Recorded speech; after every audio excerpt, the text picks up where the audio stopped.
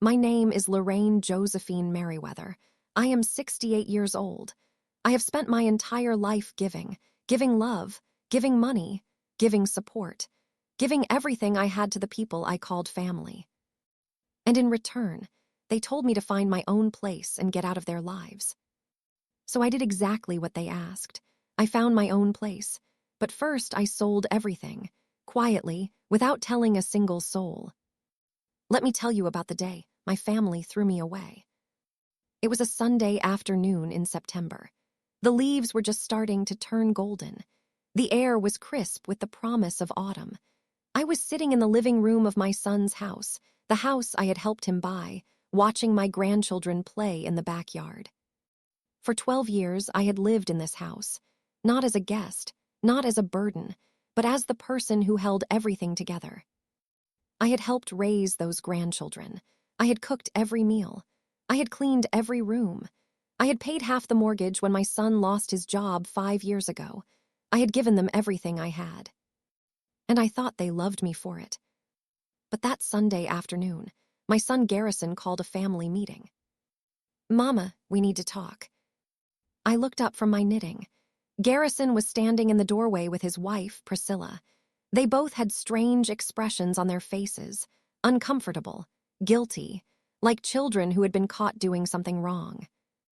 "Of course, baby. What is it?" "Let us sit down, in the dining room." I followed them to the dining room table. The same table where we had shared hundreds of meals. The same table where I had celebrated birthdays and holidays and ordinary Tuesday dinners. Garrison sat across from me. Priscilla sat beside him, refusing to meet my eyes.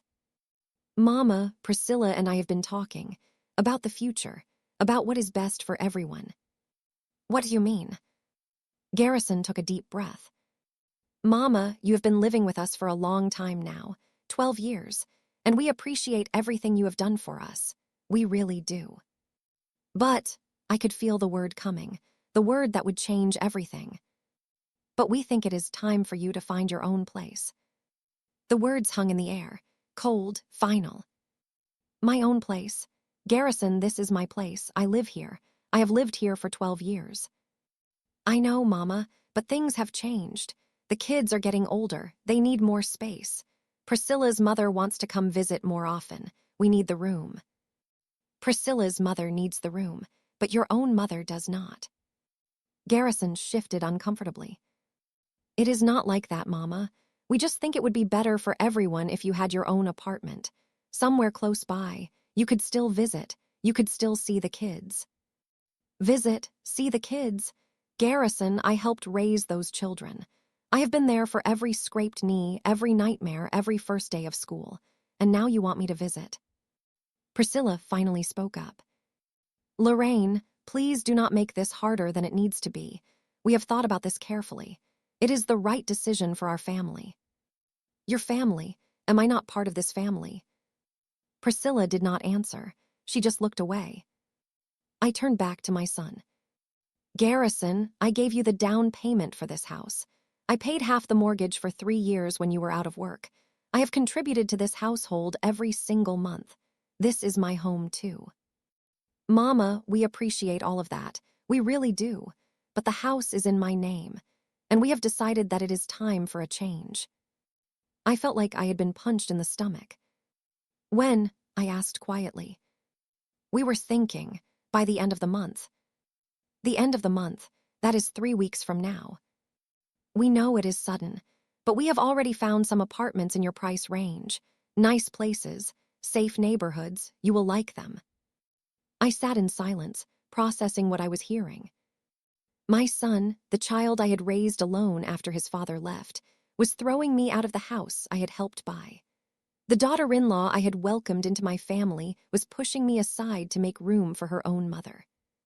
After 12 years of service, after tens of thousands of dollars in contributions, after sacrificing my own comfort and security for theirs, they were telling me to find my own place. I should have cried, I should have begged, I should have fought. But I did not do any of those things. Instead, I smiled. "All right," I said calmly. "If that is what you want, I will find my own place." Garrison and Priscilla looked shocked. They had expected resistance, arguments, tears.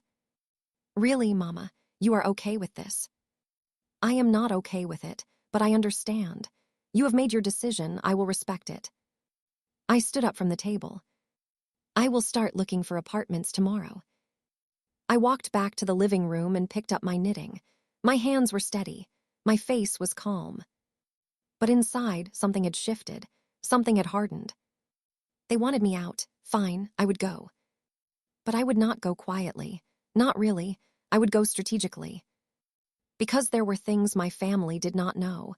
Things I had never told them. Things that would change everything. And by the time they realized what I had done, it would be too late. Now, before I tell you more, I need to ask you something. Are you with me? Are you feeling what I felt in that moment? If you are, I need you to do something for me right now. I need you to subscribe to this channel. Press that subscribe button. It is free, and it shows me that you want more stories like this. Stories about mothers who have been pushed aside. Stories about secrets that change everything. Also, press the like button. That thumbs up helps more people find this channel. It helps me reach others who need to hear this story. And do not forget the notification bell. That little bell icon is so important. When you turn it on, you will get a message every time I post a new story. You will never miss anything. One more thing. Drop a comment and tell me where you are watching from. Are you from Alabama, Minnesota, California? Maybe you are watching from Toronto or Kingston or Accra or somewhere else around the world. I want to know who is here with me. I want to build a family of strong people who support each other. Now, let me take you back to the beginning. Let me tell you how I ended up in that house and why my family's decision was the biggest mistake they ever made. I was born in a small town in North Carolina in 1956. My parents were hardworking people. My father worked at a tobacco farm. My mother cleaned houses for wealthy families. We did not have much, but we had love. I was the oldest of 5 children, 4 girls and 1 boy. I learned early that nothing in life comes easy. You have to work for everything you get. When I was 19 years old, I met a man named Curtis Merriweather. He was charming and handsome, with a smile that could melt your heart. He promised me the world. We got married when I was 20. We moved to the city for better opportunities. I worked as a waitress while Curtis tried to start a business. Within 3 years, we had 2 children. Garrison came first, then his sister, Delphine. Life was hard but good. We did not have much money, but we had each other. I thought we would be together forever. I was wrong. When Garrison was 8 and Delphine was 6, Curtis left. Just walked out one day and never came back. No explanation, no goodbye, no forwarding address. I was devastated, but I could not fall apart.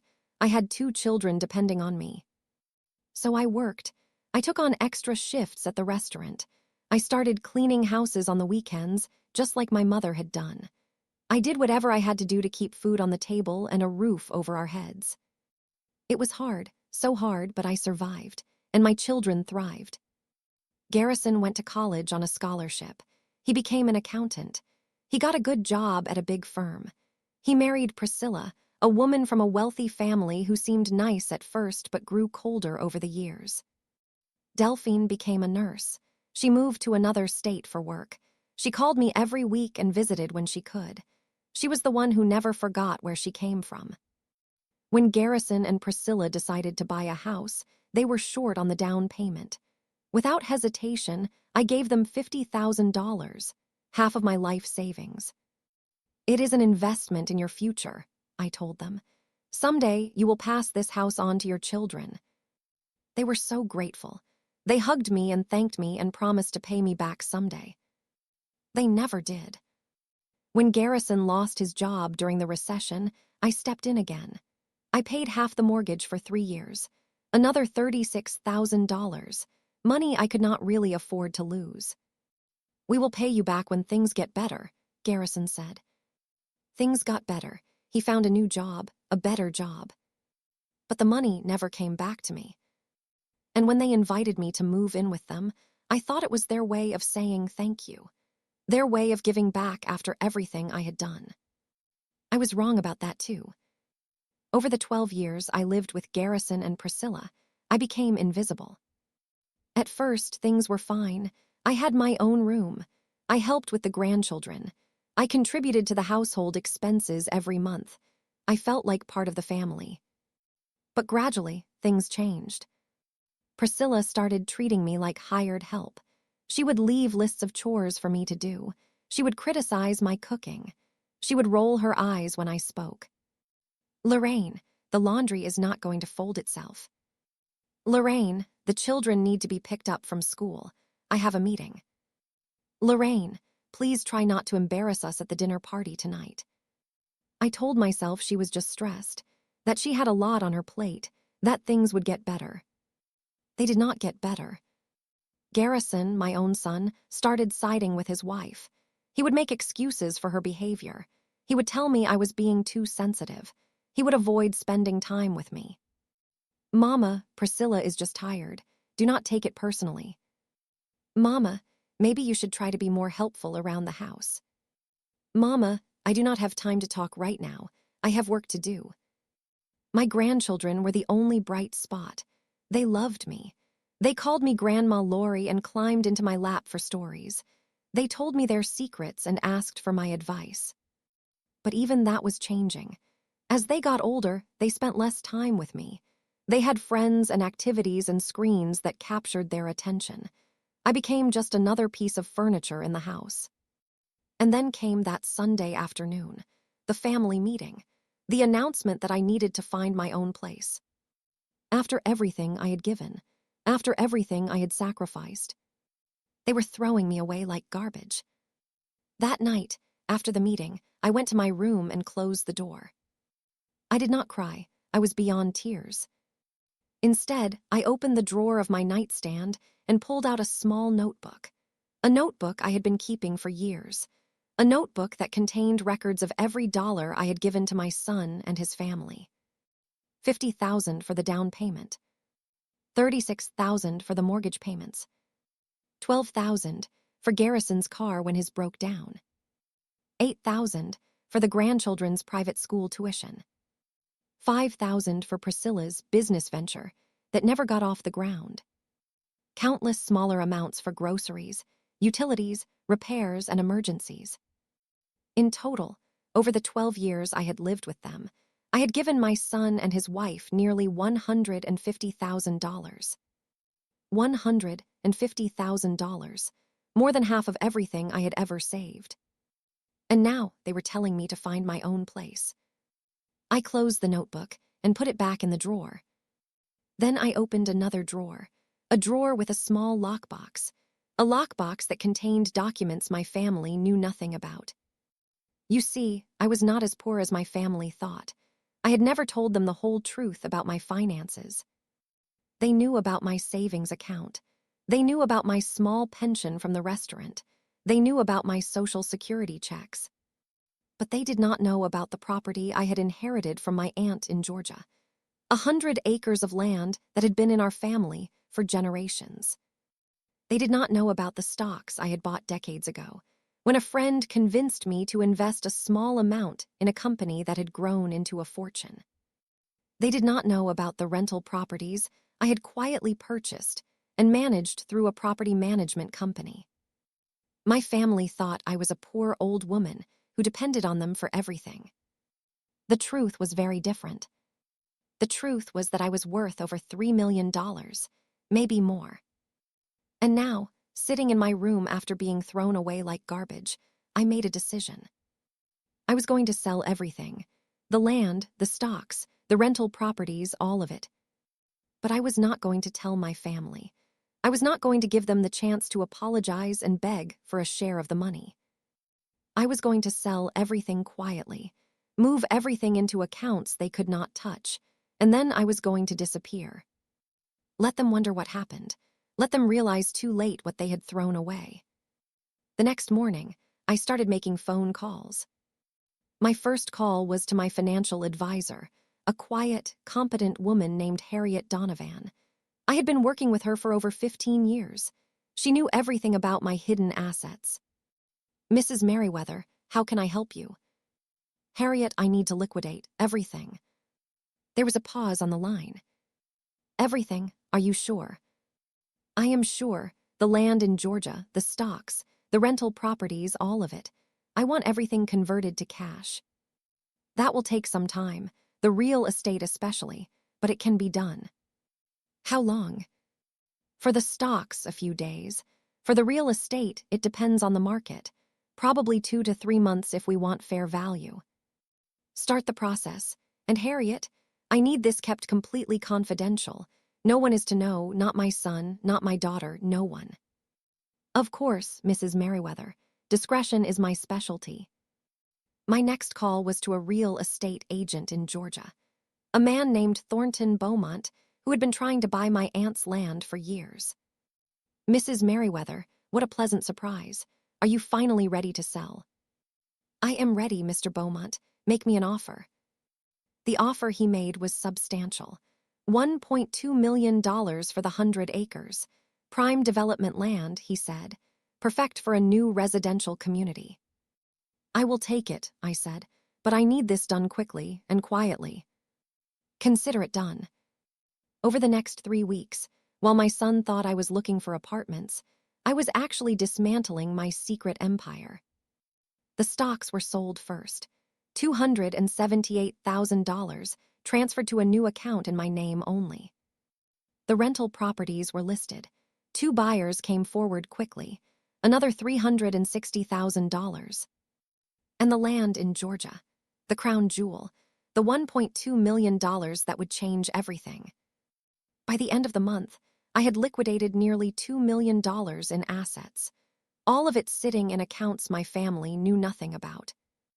And I had found a new place to live, but it was not the cheap apartment Garrison had imagined. It was a beautiful condo in a gated community, 2 bedrooms, ocean view, a building filled with successful retirees who had earned their rest. I paid cash, no mortgage, no debt, just mine. On the last day of September, I packed my bags.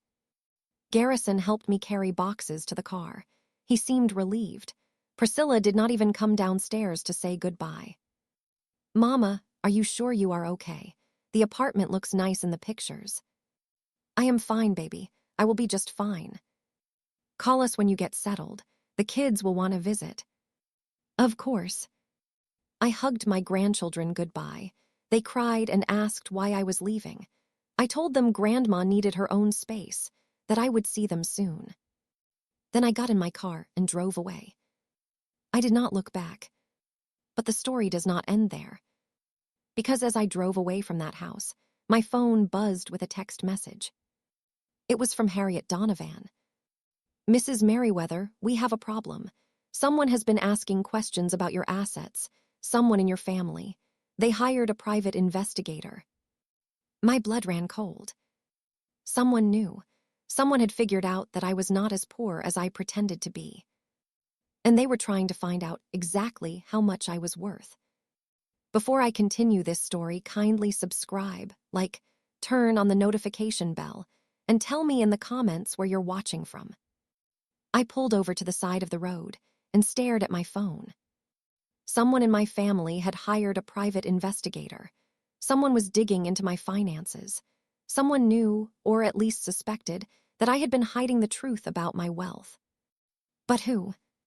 Garrison. He seemed genuinely convinced I was poor. He had watched me count pennies and wear the same clothes for years. He had no reason to suspect I was anything other than what I appeared to be. Priscilla, she had never shown much interest in me at all, let alone my finances. To her, I was just an inconvenience to be removed. Delphine, my daughter, lived in another state. She called every week, but we had not discussed money in years. She had her own successful career. She did not need mine. I called Harriet back. Tell me everything. Who is asking questions? What do they know? The investigator contacted the property management company that handles your rentals. He was asking about ownership records, rental income, the value of the properties. Did they give him any information? No, the company has strict confidentiality policies. They told him they could not release information without the owner's written consent. Good, what about the Georgia land? That is where it gets concerning. The investigator pulled public records from the county assessor's office. Land ownership is public information. He knows you own the property. My heart sank. Does he know about the sale? The sale has not been recorded yet. It will be finalized next week. Once it is on the books, he will be able to see that too. I gripped the steering wheel tightly. Harriet, can we slow down the sale? Keep it quiet for a little longer. We can delay the recording, but not indefinitely. A few days, maybe a week at most.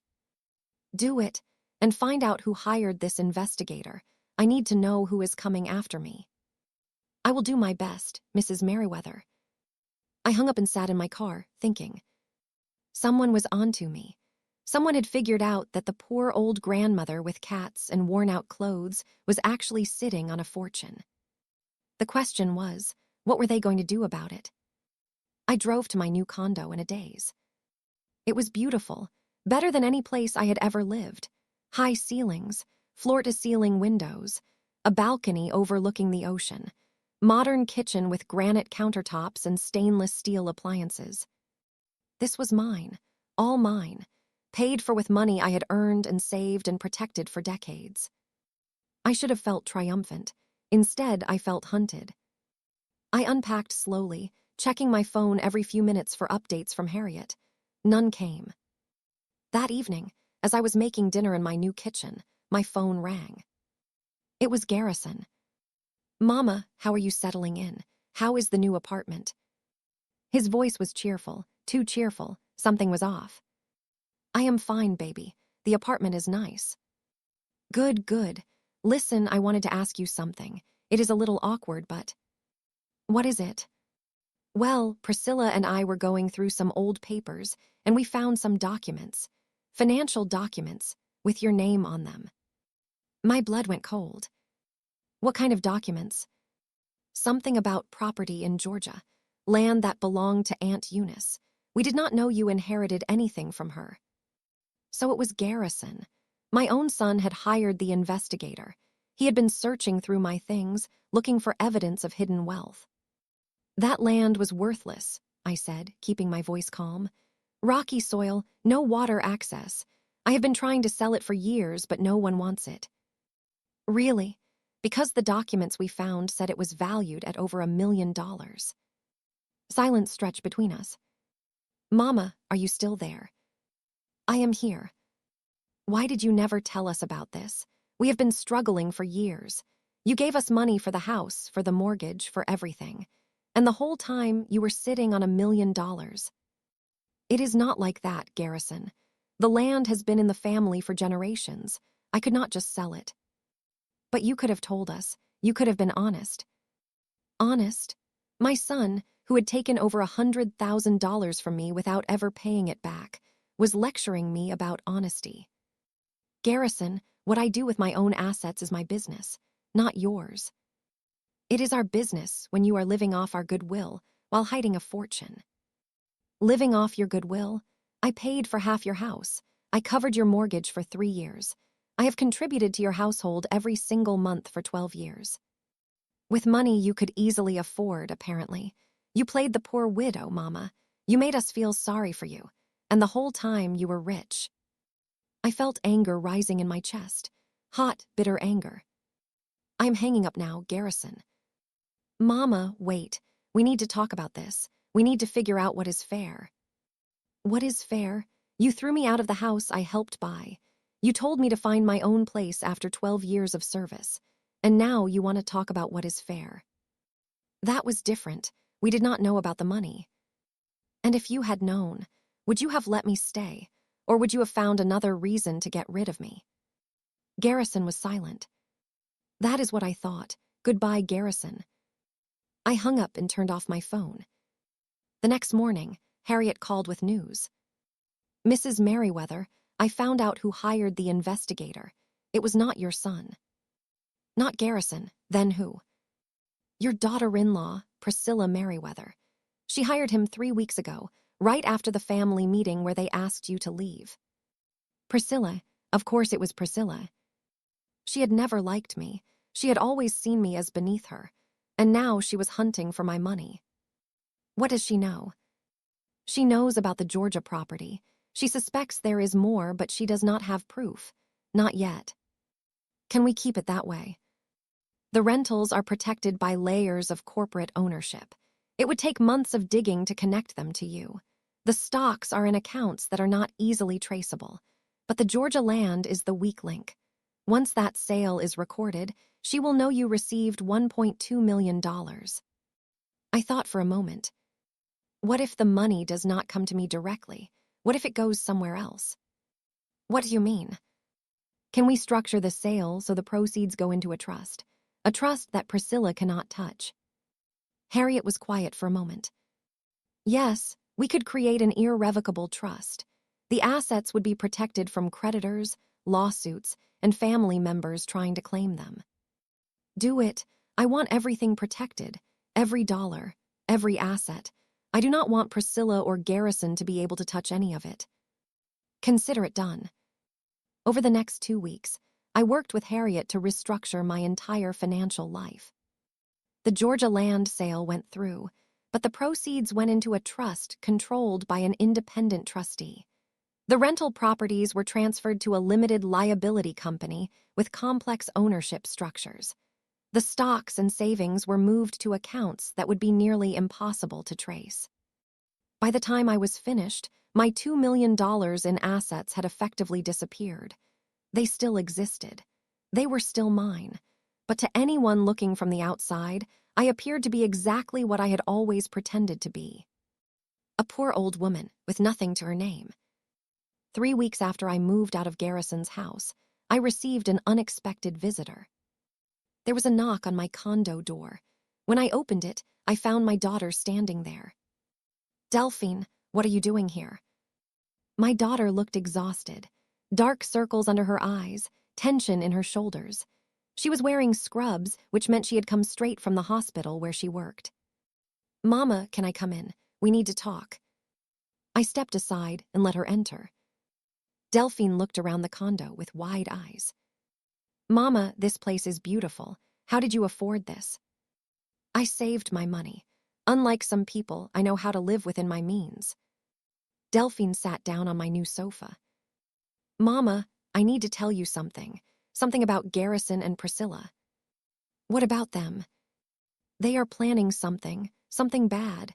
I got a call from Garrison last week. He was asking questions about you, about your finances, about whether you had ever mentioned any hidden assets. What did you tell him? I told him I did not know anything, because I did not. Mama, I had no idea you had property in Georgia or investments or any of it. Why did you never tell me? I sighed and sat down across from my daughter. I did not tell anyone, baby, not even you. I learned a long time ago that money changes people. I did not want it to change how you saw me. It would not have changed anything. I love you, Mama, money or no money. I reached out and took her hand. I know, baby, I know you do. That is why I am going to tell you the truth. I told Delphine everything. The Georgia property, the stocks, the rental properties, the full extent of my hidden wealth. When I finished, Delphine was staring at me with shock. Mama, you are rich, actually rich. I am comfortable, there is a difference. But you lived like you were poor. You wore the same clothes for years. You counted coupons. You let Garrison and Priscilla treat you like a servant. I had my reasons. What reasons? I paused, gathering my thoughts. Delphine, when your father left, I had nothing. I had 2 children and no money and no idea how I was going to survive. I swore I would never be that vulnerable again. So I saved. I invested. I built a safety net. But why hide it? Because I wanted to see who my family really was. I wanted to know if they loved me or for what I could give them. I looked at my daughter with sad eyes. Your brother failed that test, Delphine. He took my money for years. He let his wife treat me like garbage, and when I had served my purpose, he threw me out. And now he knows about the Georgia property. Yes, and he is angry. He thinks I deceived him. Did you? I did not lie. I just did not tell the whole truth. There is a difference. Delphine shook her head. Mama, I understand why you did it, but Garrison is not going to let this go. He and Priscilla are already talking about lawyers. They think they are entitled to your money. Entitled? On what basis? They are saying you owed them for letting you live in their house. They are talking about filing a lawsuit for unpaid rent, for exploitation of their hospitality. I laughed, actually laughed. Exploitation of their hospitality? I gave them over $100,000 over 12 years. I raised their children. I cooked their meals. I cleaned their house. And they want to sue me. I know it is crazy, but Priscilla's family has lawyers, expensive lawyers. They are serious about this. The laughter died in my throat. Let them come. I have lawyers too. Mama, I came here to warn you, and to tell you that I am on your side. Whatever happens, I am with you. Tears welled in my eyes. Thank you, baby. That means more than you know. Delphine hugged me tight. You are not alone in this, Mama. I promise. After Delphine left, I sat in my living room, staring out at the ocean. Garrison and Priscilla were planning to sue me. They were going to claim that I owed them money, that I had exploited their hospitality. It was absurd, ridiculous, a complete inversion of the truth. But Priscilla's family had money and connections. They could make my life very difficult if they chose to. I picked up my phone and called Harriet. I need a lawyer, the best you know, someone who specializes in family disputes and asset protection. I know just the person. Her name is Marguerite Fontaine. She is the top elder law attorney in the state. If anyone can protect you, she can. Set up a meeting, as soon as possible. Consider it done. I hung up and walked to my balcony. The sun was setting over the ocean, painting the sky in shades of orange and pink. It was beautiful, peaceful. But I knew the peace would not last. A storm was coming, a storm named Garrison and Priscilla. And I needed to be ready. 2 days later, I met with Marguerite Fontaine. Her office was in a tall glass building downtown, the kind of building that radiated wealth and power. I felt out of place in my simple dress and sensible shoes. But Marguerite put me at ease immediately. She was a tall, elegant woman in her 50s, with silver-streaked hair and sharp, intelligent eyes. She listened carefully as I told her my story. When I finished, she leaned back in her chair. Mrs. Merriweather, let me be direct. Your son and daughter-in-law have no legal case against you. You gave them money voluntarily. You lived in their house as a contributing member of the household, not as a tenant. They cannot claim unpaid rent retroactively. But they have expensive lawyers. Expensive lawyers cannot manufacture a case where none exists. They can file a lawsuit, certainly, but it would be thrown out of court. What about the hidden assets? Can they claim I deceived them? You had no legal obligation to disclose your finances to your adult child. Your assets were yours to manage as you saw fit. There is no deception in privacy. Relief flooded through me. So they cannot touch my money. Not through legitimate legal means, no. Marguerite paused. However, there are other concerns. What concerns? Your son and his wife may not pursue legal action at all. They may try other tactics, manipulation, harassment, attempts to access your accounts through fraud or impersonation. What can I do to protect myself? We need to make sure every one of your assets is properly shielded. The trust structures Harriet set up are a good start, but we should add additional protections. Powers of attorney that specify only trusted individuals can act on your behalf.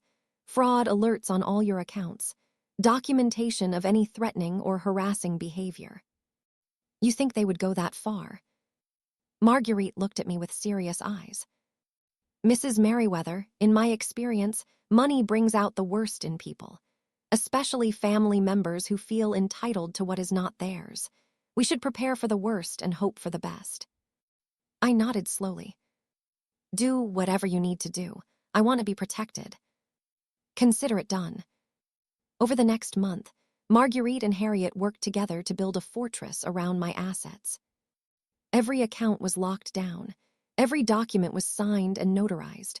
Every possible avenue of attack was anticipated and blocked. I felt safer than I had in years. But I also felt something else, something unexpected. Sadness. Despite everything, Garrison was still my son, the baby I had held in my arms, the boy I had raised alone, the man I had given everything to. And now we were enemies, preparing for a legal battle that would tear our family apart. I did not want this. I had never wanted this. But I had learned a hard lesson.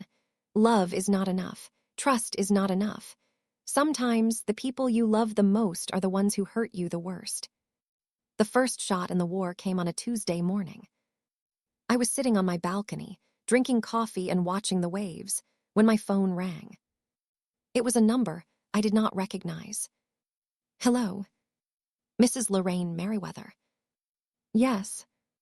My name is Victor Ashworth. I am an attorney representing your son, Garrison Merriweather, and his wife, Priscilla Merriweather. I am calling to inform you that my clients have filed a lawsuit against you in civil court. My heart sank. On what grounds? Fraud, deceit, intentional infliction of emotional distress.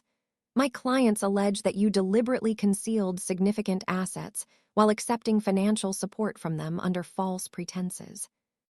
That is absurd. That is for the court to decide. You will be served with papers within the week. I strongly recommend you retain legal counsel. I already have legal counsel. Then you will be hearing from us shortly. Good day, Mrs. Merriweather. He hung up. I sat there, staring at my phone, feeling the weight of what was coming. My son was suing me. My own child, the baby I had sacrificed everything for, was taking me to court. I wanted to cry. I wanted to scream. I wanted to call Garrison and ask him how we had come to this. But I did none of those things. Instead, I called Marguerite. They filed. I need you to be ready. I am always ready, Mrs. Merriweather. Let them come. We will destroy them. Before I continue this story, kindly subscribe, like, turn on the notification bell, and tell me in the comments where you're watching from. The lawsuit papers arrived on a Friday afternoon. A process server knocked on my door while I was watering my plants. He was a young man, barely out of college, who looked uncomfortable as he handed me the thick envelope. Mrs. Lorraine Merriweather. Yes. You have been served. He walked away quickly, like he could not wait to escape. I did not blame him. No one wants to be the bearer of bad news. I took the envelope inside and sat down at my kitchen table. My hands were steady as I opened it.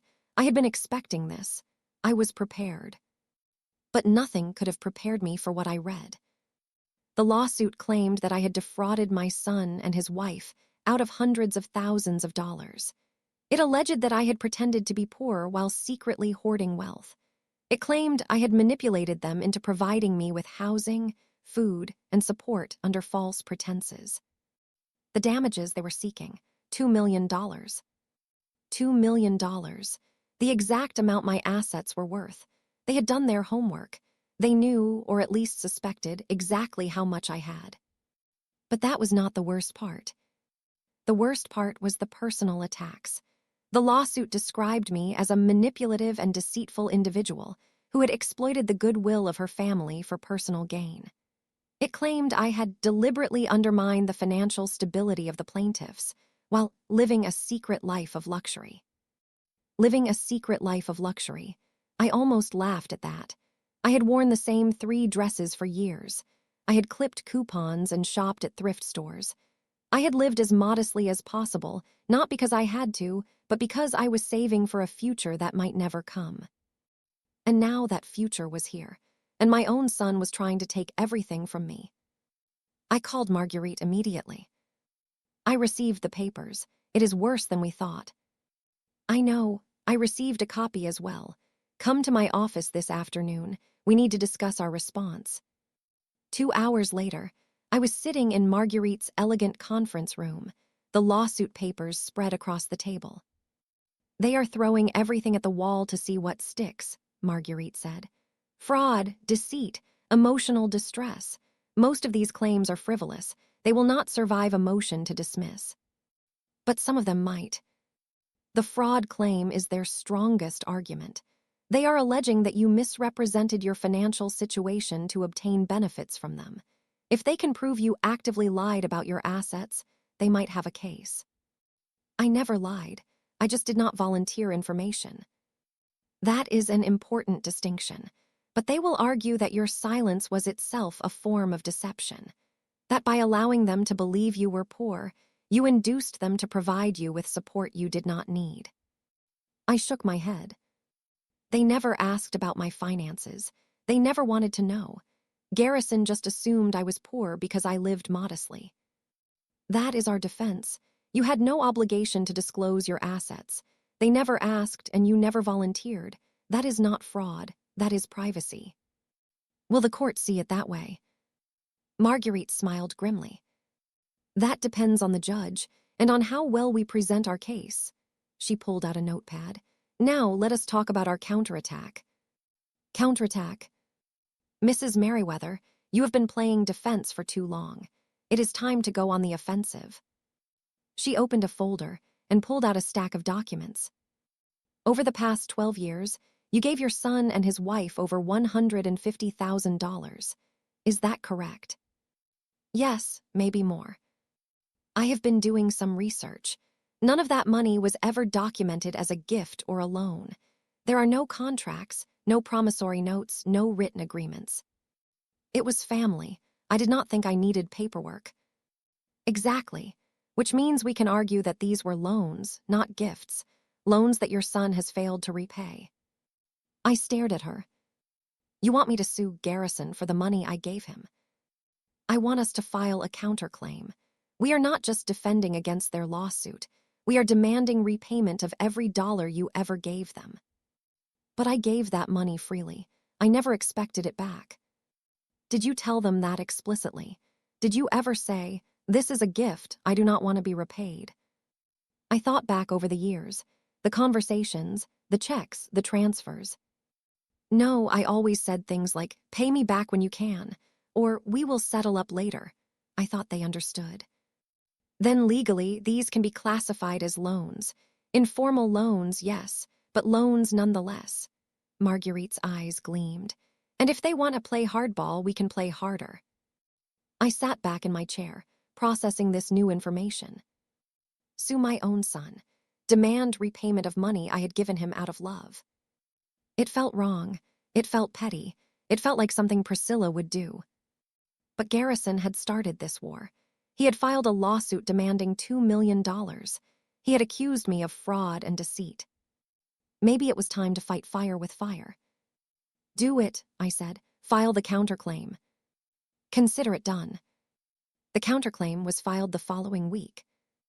It demanded repayment of $152,000 plus interest. It included detailed records of every payment I had made to Garrison and Priscilla over 12 years. Bank transfers, canceled checks, credit card statements. The evidence was overwhelming. I had given them far more than they had ever given me. And now, for the first time, the world would see the truth. 2 weeks after we filed the counterclaim, I received a phone call from an unexpected source. My granddaughter, Amelia. She was 16 years old, the oldest of Garrison's 3 children. She had always been my favorite, though I tried not to show it. Smart, kind, thoughtful, the opposite of her mother in every way. Grandma Laurie, it is Amelia. Amelia, baby, how are you? I have missed you so much. I have missed you too, Grandma. That is why I am calling. She paused, and I could hear tension in her voice. Grandma, what is happening?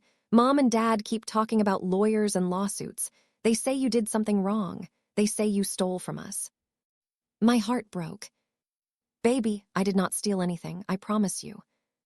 Then why are they so angry? Why did you have to move out? Why is everything so messed up? I did not know how to answer. How do you explain adult betrayal to a child? How do you tell your grandchild that her parents are trying to take everything you have? Amelia, there are some things that are complicated. Things between adults that children should not have to worry about. I am not a child, Grandma. I am 16. I can handle the truth. I sighed. All right, baby. The truth is your parents and I have a disagreement about money. They think I owe them. I think they owe me. The courts are going to decide who is right. Is it true that you have a lot of money? Money you never told anyone about?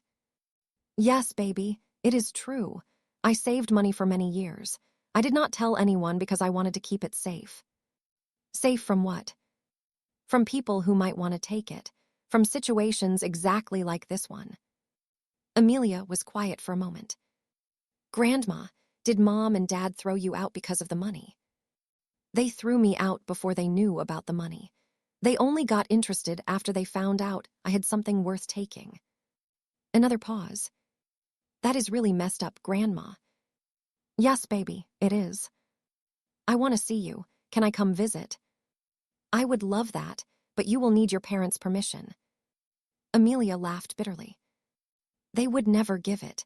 They have been saying terrible things about you. They told us we are not allowed to contact you. Then how are you calling me now? I borrowed a friend's phone. I snuck out during lunch period. Her voice dropped. Grandma, I do not believe what they are saying about you. I know you. You would never do the things they are claiming. Tears welled in my eyes. Thank you, baby. That means everything to me. I have to go, but Grandma, please do not give up, fight back, make them see the truth. I will, baby, I promise. I love you, Grandma. I love you too, Amelia, more than you will ever know. She hung up, and I sat there holding the phone, crying. My grandchildren had been turned against me. Garrison and Priscilla were poisoning them with lies. They were trying to erase me from my own family. But Amelia had seen through it. She had reached out despite her parents' orders. She still loved me. That gave me strength. That gave me hope. And it gave me a new determination to win this battle. The first court date was scheduled for 3 months after the lawsuits were filed.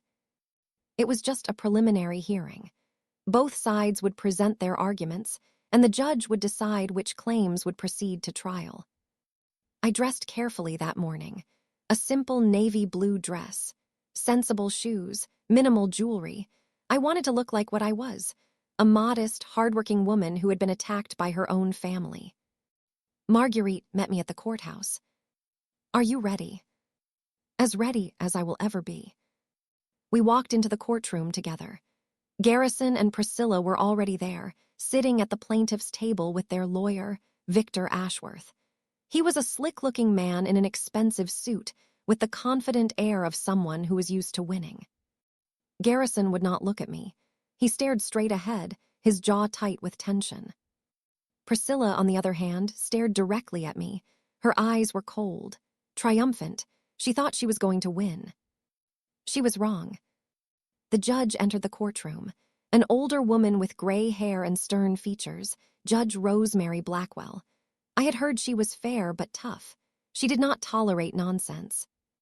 We are here on the matter of Merriweather versus Merriweather, she announced.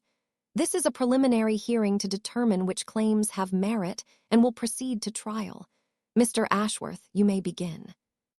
Victor Ashworth stood and smoothed his jacket.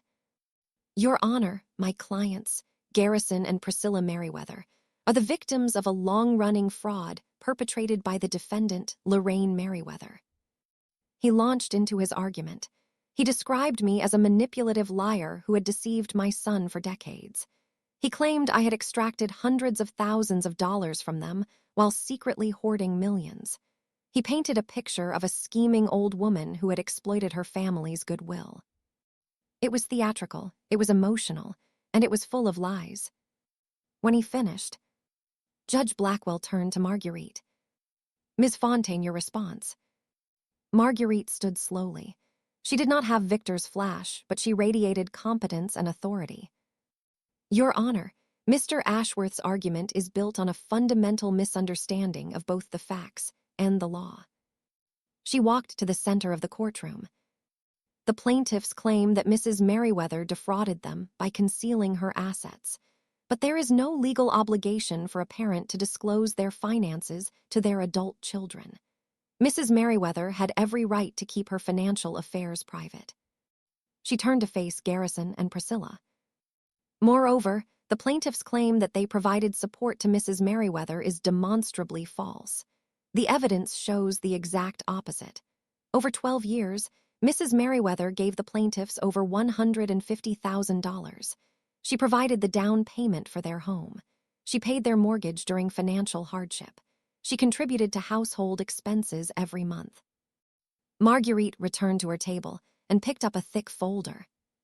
We have bank records, canceled checks, and transfer statements documenting every payment. The plaintiffs did not support Mrs. Merriweather. Mrs. Merriweather supported them. She handed the folder to the bailiff, who passed it to the judge.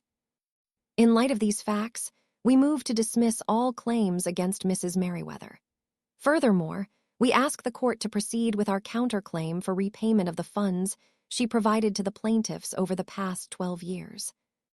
Judge Blackwell reviewed the documents for several minutes. The courtroom was silent. Finally, she looked up. Mr. Ashworth, I have reviewed the evidence submitted by the defense.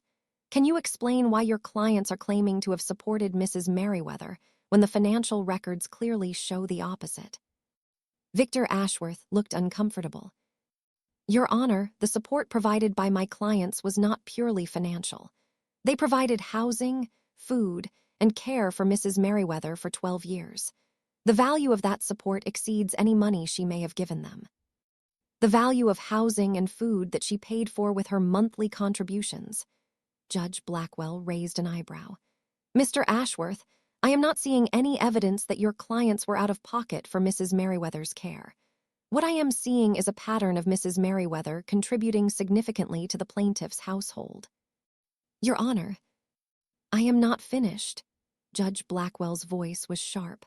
I am also troubled by the timing of this lawsuit.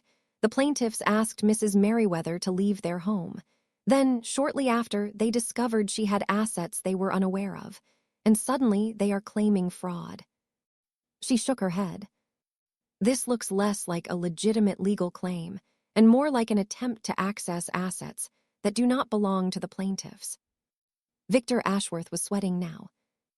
Your Honor, I assure you, my clients have legitimate grievances. Save it for trial, Mr. Ashworth, if there is a trial. Judge Blackwell set down the documents. I am dismissing the fraud and deceit claims for lack of evidence. The emotional distress claim may proceed, but I warn you, the bar for proving intentional infliction of emotional distress is very high. She turned to Marguerite. The defendant's counterclaim for repayment of loans will also proceed. Both parties should prepare for trial. She banged her gavel. We are adjourned. Outside the courtroom, Marguerite allowed herself a small smile. That went better than expected. They lost their strongest claims. But the emotional distress claim is still alive. Barely, and our counterclaim is moving forward. We are in a strong position. I watched as Garrison and Priscilla hurried out of the courthouse, their lawyer trailing behind them. Priscilla looked furious. Garrison looked defeated. Good. But as I watched them leave, I noticed something strange. A man standing near the courthouse steps, watching our group. He was wearing a dark suit and sunglasses, and he had a camera with a long lens. Marguerite, who is that man? She followed my gaze. I do not know. A reporter, maybe. But something about him felt wrong. He was not just observing, he was focused, targeted. I think we need to be careful, I said. I think they have more plan than just a lawsuit. Marguerite nodded slowly. I will have my investigator look into it. In the meantime, stay alert and document everything. I nodded. The battle was far from over, and I had a feeling the worst was yet to come. That night, I sat on my balcony, watching the stars. So much had happened in the past few months. I had been thrown out of my son's house. I had sold my hidden assets. I had been sued. I had fought back. And through it all, I had discovered something important. I was stronger than I knew, braver than I felt, more resilient than I ever imagined. My son and his wife had thought I was weak. They had thought I would crumble. They had thought I would beg for mercy and give them whatever they wanted. They were wrong. I was not going to give up. I was not going to surrender. I was going to fight until the very end. And when this was over, they would know exactly what they had lost. But as I sat there, my phone buzzed with a text message. It was from an unknown number. Mrs. Merriweather, you have secrets you think are hidden. They are not. If you do not drop the counterclaim by Friday, the world will learn the truth about what you did in 1987. You know what I am talking about. My blood ran cold. 1987, the year I had tried to forget. The year something happened that I had never told anyone about. Someone knew, someone had found out. And they were using it against me. I stared at the text message for a long time. 1987, 37 years ago, a lifetime ago. The year my life almost fell apart. I had thought that secret was buried forever. I had thought no one knew. I had thought I was safe. But someone had found out. Someone was threatening to expose me. My hands trembled as I set down the phone. My heart was racing. My mind was spinning with memories I had tried so hard to forget. 1987 was the year Curtis left. The year I was abandoned with 2 young children and no money. The year I did something desperate to survive. Something I had never told anyone. Something I was deeply ashamed of. But I could not let fear control me. I had come too far. I had fought too hard. I was not going to let some anonymous threat destroy everything I had built. I picked up the phone and called Marguerite. I received a threatening message. Someone knows something about my past, something I need to tell you about. Come to my office first thing tomorrow morning. We will figure this out together. The next morning, I sat in Marguerite's conference room and told her the truth. The whole truth, for the first time in 37 years. In 1987, my husband Curtis left without warning. One day he was there, the next he was gone. He took everything from our joint accounts, every penny. I was left with 2 children, no money, and no way to pay the bills. Marguerite listened without interrupting.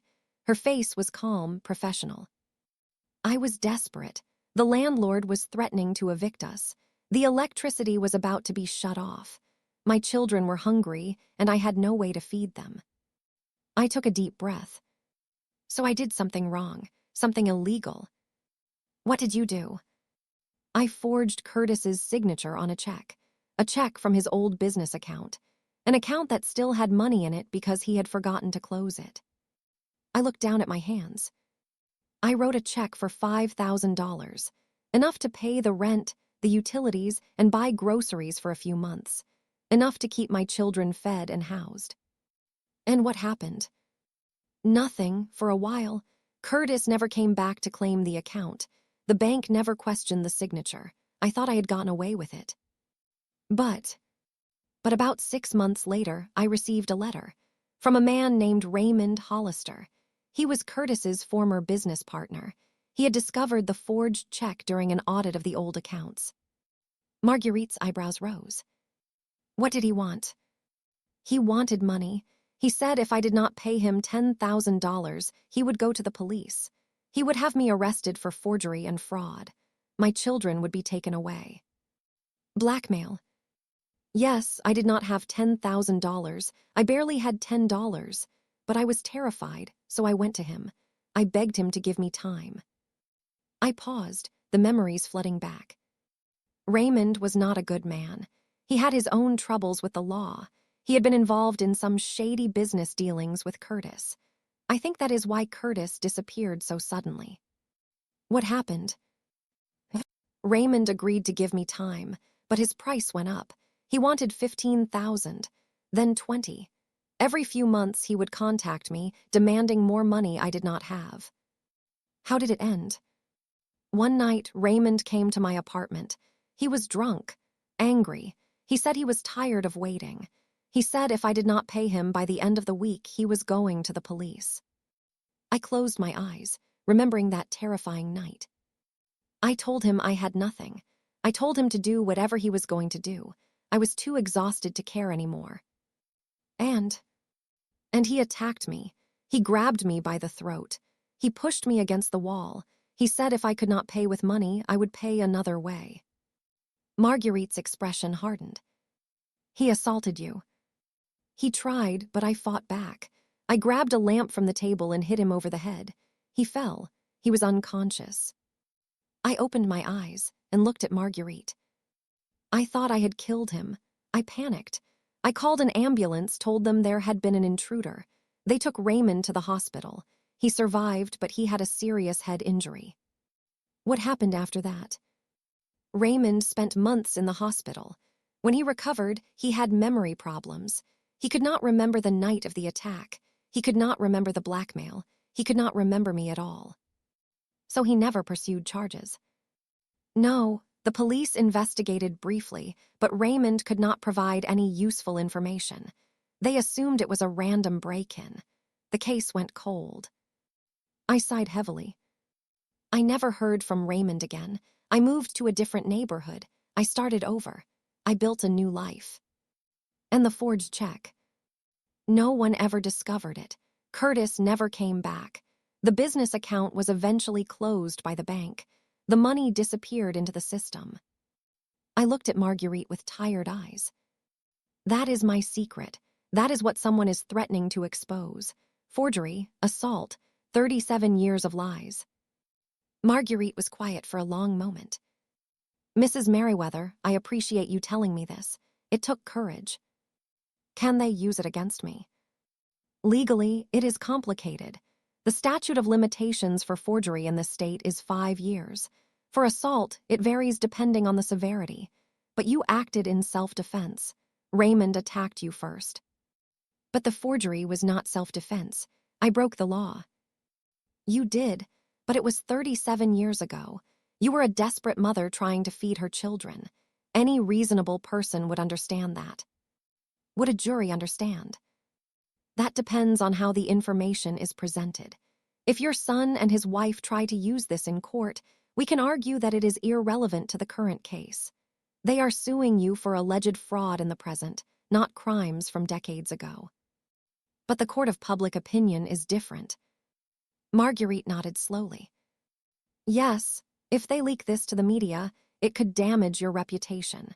It could make you look like a criminal, even if no charges are ever filed. I felt the weight of my past pressing down on me. So what do we do?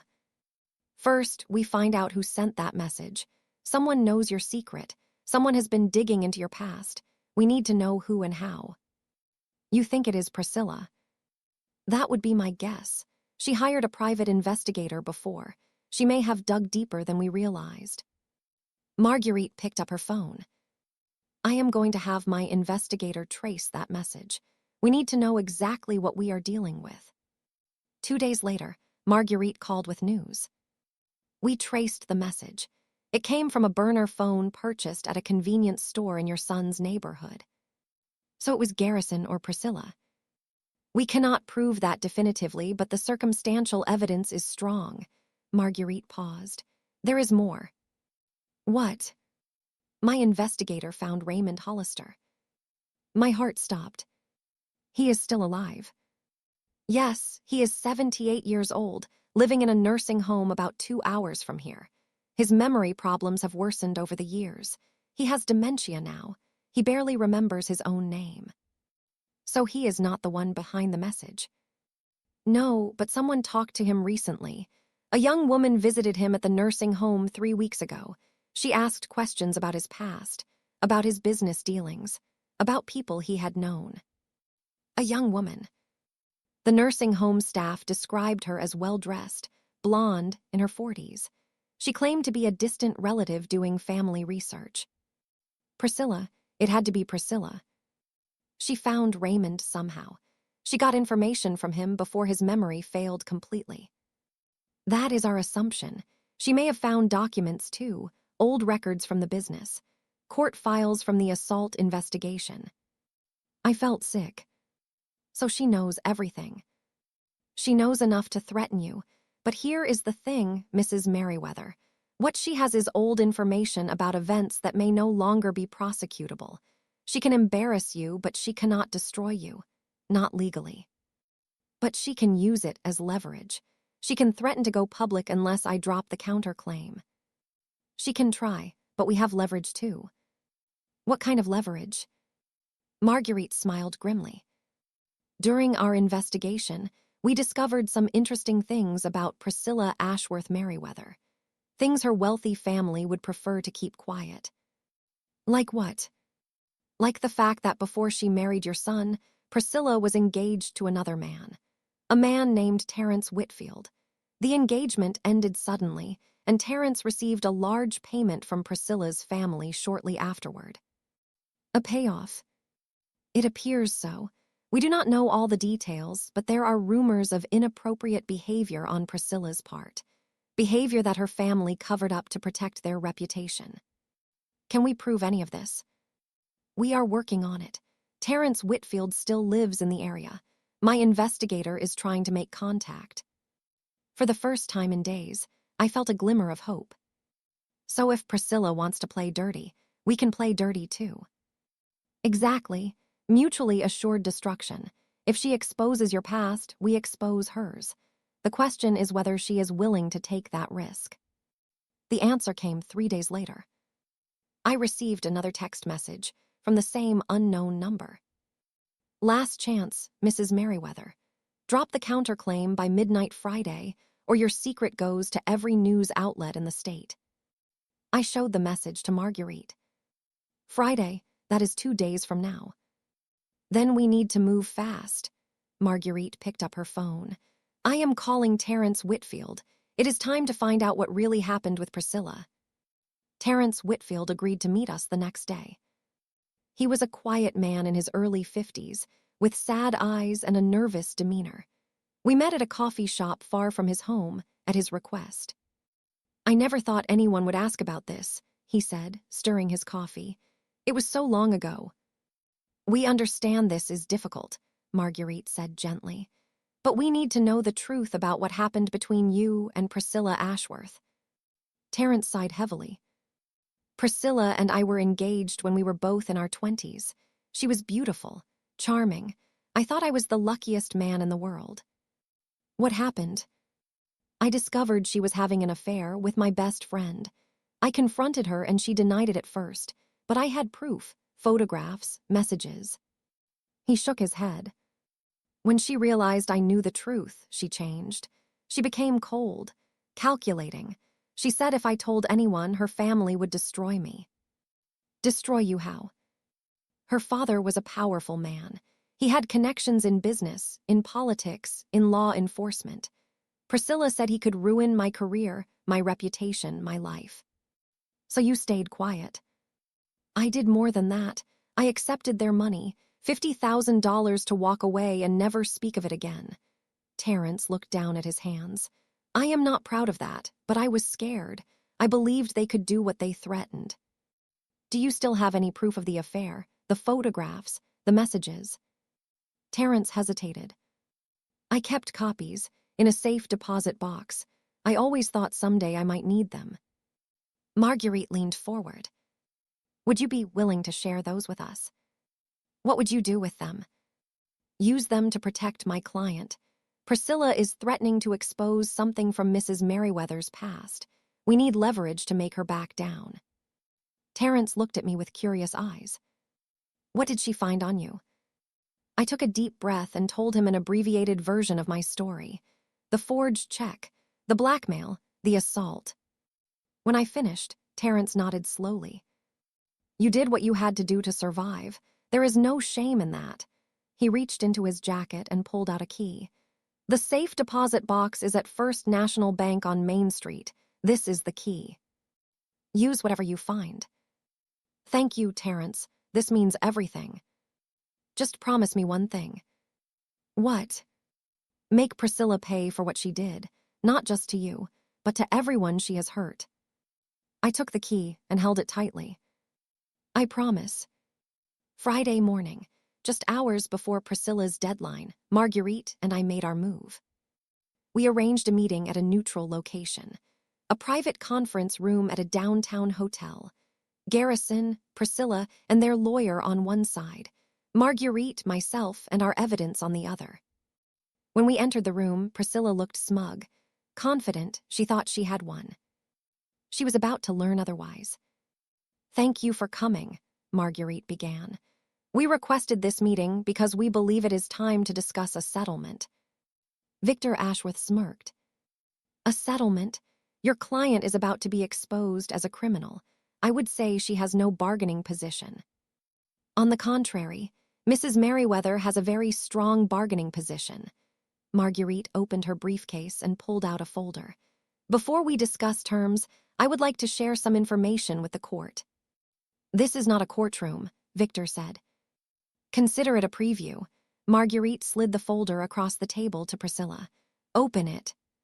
Priscilla's expression flickered with uncertainty. She opened the folder and began reading. I watched her face change. Confusion, recognition, horror. Where did you get this? She whispered. From Terrence Whitfield, your former fiancé, the one your family paid $50,000 to keep quiet. Garrison grabbed the folder from his wife. What is this? What is she talking about? He started reading. His face went pale. Priscilla, you were engaged before. You had an affair. Your family paid him off. Garrison, I can explain. There are photographs, Garrison said, his voice hollow. Photographs of you with my college roommate, Marcus. You slept with Marcus. Priscilla's facade crumbled. That was before I even knew you. It does not matter. It does not matter. You lied to me for 20 years. This is not relevant to the case, Victor Ashworth interrupted. My client's personal history has nothing to do with the allegations against Mrs. Merriweather. You are right, Marguerite said smoothly. It is not relevant to the case. Just like Mrs. Merriweather's actions in 1987 are not relevant to the case. Both are ancient history that have no bearing on the current dispute. She leaned forward. But if Mrs. Ashworth wants to play the game of exposing old secrets, we can play too. The photographs in that folder are just the beginning. We have documents, witness statements, evidence of the payoff. Priscilla was trembling now. You would not dare. Try me. Marguerite's voice was ice cold. You threatened to destroy my client's reputation. I am fully prepared to destroy yours in return. The room was silent. Victor Ashworth whispered something to Priscilla. She shook her head violently. No, we are not backing down. She forged a check. She assaulted a man. The world deserves to know. And the world deserves to know that Priscilla Ashworth is a liar and a cheater whose family bought her way out of consequences. Marguerite shrugged. Fine, we can both go nuclear. Let us see who survives. Garrison stood up abruptly. Stop, everyone just stop. He turned to his wife. Priscilla, I need a minute alone with my mother. Garrison, you cannot be serious. I said I need a minute. Something in his voice silenced her. Victor Ashworth led Priscilla out of the room, leaving Garrison and me alone with Marguerite. Garrison sat back down heavily. For a long moment, he just stared at the table. Mama, I do not know what is happening anymore. What is happening is that you and your wife tried to take everything from me, and I fought back. I know I made mistakes, but this has gotten so far out of control. You filed a lawsuit against me, Garrison. You accused me of fraud. You demanded $2 million. You tried to blackmail me with my past. That was Priscilla. The blackmail, the threats. That was all her idea. And you went along with it. Garrison was silent. You threw me out of the house I helped buy, Garrison. You told me to find my own place after 12 years of love and support. You made me feel like I was nothing. Tears were streaming down his face now. I am sorry, Mama. I am so sorry. Sorry does not undo the damage. Sorry does not heal the wounds. I know, but I am still sorry. He looked up at me with red-rimmed eyes. Mama, the truth is, I was angry. I felt betrayed. I found out you had all this money, and I could not understand why you never told me. Why you let us struggle when you could have helped. I did help, Garrison.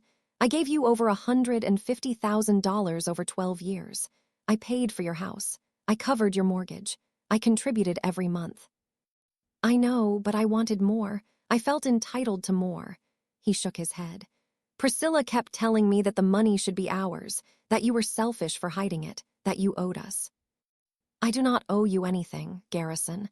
Everything I gave you was a gift you never even thanked me for. You are right. I took you for granted. I took everything for granted. He reached across the table. Mama, I do not want to fight anymore. I do not want to go to court. I do not want to destroy our family over money. What do you want? I want to start over. I want to apologize. I want to be your son again. I looked at my son, this man I had raised alone, this man I had sacrificed everything for, this man who had hurt me so deeply. Could I forgive him? Could I trust him again? Garrison, trust is earned, not given. You have hurt me more than you know. It will take time for me to believe you have truly changed. I understand. And Priscilla, what about her? Garrison's jaw tightened. Priscilla and I have a lot to discuss. Those photographs, the lies. I do not know what our future looks like. That is between you and her. I know, he paused. But Mama, regardless of what happens with Priscilla, I want to fix things with you. Please, give me a chance. I thought about Amelia, about my grandchildren, about the family I still wanted to have. One chance, Garrison, one chance to prove you have changed. But if you ever hurt me again, we are finished. Permanently. I understand. I will not let you down, I promise. When Priscilla and Victor returned to the room, Garrison was standing beside me. We are dropping the lawsuit, he announced. Priscilla's face twisted with rage. What? Garrison, you cannot be serious. I am serious. This is over. We are walking away. But she has millions of dollars that should be ours. It is not ours, Priscilla. It was never ours. It is Mama's money. She earned it. She saved it. She has every right to do whatever she wants with it. You are throwing away our future. No, I am saving our future, or what is left of it. Garrison looked at his wife with cold eyes. We have a lot to talk about, Priscilla, starting with those photographs. Priscilla went pale.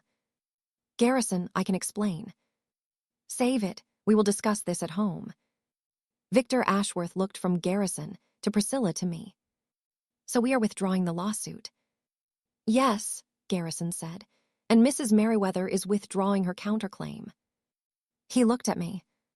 Right, Mama. I thought about it. Part of me wanted to push forward, to make them pay back every dollar I had given them. But revenge is a poison. It destroys the one who holds it as much as the one it is aimed at. Right, I said finally. We are all walking away. Marguerite nodded. I will file the dismissal paperwork this afternoon. We stood up to leave. As I passed Priscilla, she grabbed my arm. This is not over, she hissed. You think you have won, but you have not. I looked at her with calm eyes. Priscilla, it is over. The lawsuit is done. The threats are done. If you come after me again, I will release those photographs to every media outlet in the country. Your family's reputation, your social standing, your perfect life, all of it will be destroyed. I pulled my arm free. Leave me alone. Leave my son alone. And maybe, just maybe, you can salvage something from the wreckage of your marriage. I walked out of the room without looking back. The months that followed were a time of healing. The lawsuits were dismissed. The threats stopped. Life slowly returned to normal. Garrison and Priscilla separated. The revelations about her past had shattered whatever trust remained in their marriage. They were now going through a divorce, fighting over custody of the children. Amelia called me regularly now. She had been right about her mother. She had seen through Priscilla's facade long before any of us. Grandma, can I come live with you? She asked one afternoon. That is up to your father, baby, but you are always welcome to visit. Dad said I could spend summers with you, and weekends. He wants to rebuild our relationship. I would like that, Amelia. I would like that very much. My relationship with Garrison was slowly improving. He called every week. He visited when he could. He was trying, genuinely trying, to be the son I had always hoped he would be. It was not perfect. The wounds were still healing. The trust was still being rebuilt. But we were trying, and that was what mattered. Delphine moved closer to me. She took a job at a hospital just 30 minutes from my condo. She visited every Sunday for dinner. "Mama, I am so proud of you," she said one evening as we sat on my balcony, watching the sunset. "Proud of me? For what?" "For standing up for yourself, for fighting back, for not letting them take everything you had worked for." "I almost gave up, you know. There were moments when I thought it was not worth it." "But you did not give up, you kept fighting, and you won." I smiled. "I did not win, baby. There are no winners in family battles, just survivors." "Then I am proud of you for surviving." I reached over and took her hand. "I could not have done it without you, Delphine. You were there for me when no one else was." "That is what family is for, Mama." 1 year after the lawsuit was dismissed, I gathered my family for a special announcement. Garrison, Delphine, Amelia, and my other grandchildren all came to my condo for a Sunday dinner. It was the first time we had all been together since the separation. After the meal, I stood up and asked for everyone's attention. "I have something to tell you all, something important." The room fell silent. "As you know, I have been blessed with more financial resources than I ever expected. Resources I kept hidden for many years." Garrison shifted uncomfortably. "I have thought long and hard about what to do with these resources, about how to make sure they are used wisely, and I have made a decision." I pulled out a document. "I have created a trust, the Merriweather Family Foundation. It will be funded with the majority of my assets." "A foundation?" Delphine asked. "What kind of foundation?" "An educational foundation. It will provide scholarships to single mothers who want to go back to school. Women like I was in 1987. Women who are struggling to survive and need a helping hand." I looked around the room at my family. "Every year, the foundation will award 10 scholarships. Full tuition, books, childcare, everything. So that women who are at their lowest point can have a chance to rebuild their lives." Amelia's eyes were shining. "Grandma, that is beautiful." "There is more." I turned to Garrison. "Garrison, I want you to serve on the foundation's board, to help select the scholarship recipients, to see firsthand what it means to struggle and to overcome." Garrison's face showed surprise, then gratitude. "Mama, I would be honored." "And Delphine, I want you to serve as well, to represent the medical perspective, to help recipients who need healthcare support." "Of course, Mama, I would love to." I set down the document. "When I die, everything I have will go to this foundation, not to any individual, not to be fought over or wasted, but to help women like me, women who were told they were nothing, women who were pushed aside, women who had to find their own way." I looked at Garrison. "They told me to find my own place, so I did, and now I am making sure that other women can find their place too." Tears were streaming down Garrison's face. "Mama, I do not deserve your forgiveness, but thank you. Thank you for giving me another chance." "We all deserve second chances, baby. That is what this foundation is about." I raised my glass. "To family, to forgiveness, to new beginnings." "To new beginnings," everyone echoed. If you are watching this story, I want you to tell you something important. Life will knock you down. The people you love will disappoint you. You will be told you are worthless, that you should find your own place, that you have nothing to offer. Do not believe them. You are stronger than you know.